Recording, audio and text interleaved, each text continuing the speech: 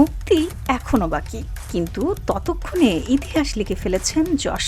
দক্ষিণ ভারতের সুপারস্টার যশের নতুন ছবি টক্সিক মুক্তির আগেই ভেঙে ফেলেছে তেলেগু সিনেমার সব রেকর্ড। ছবিটি তেলেগু রাইটস বিক্রি হয়েছে রেকর্ড 120 কোটি রুপিতে এখন পর্যন্ত, যা সর্বোচ্চ।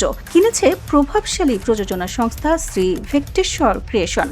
প্রযোজক দিলরাজুর ভাষ্য, কেজিএফ 2 এর পর যশ মানেই বক্স অফিসের গ্যারান্টি। কিন্তু রেকর্ডের পাশাপাশি বাড়ছে বিতর্কও।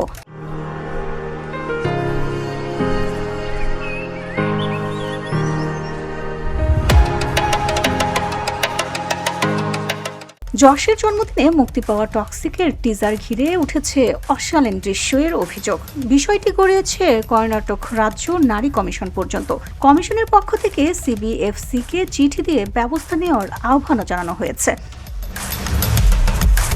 পরিচালনায় গীতু মোহন দাস, অভিনয়ে নয়নতারা, কিয়ারা আদভানি, তারা সুতারিও, হুমা কুরেশি সহ এক ঝাঁক তারকা। হলিউডের জন উইক খ্যাত অ্যাকশন ডিরেক্টর জে পেরির হাত ধরে থাকছে আন্তর্জাতিক মানের অ্যাকশন।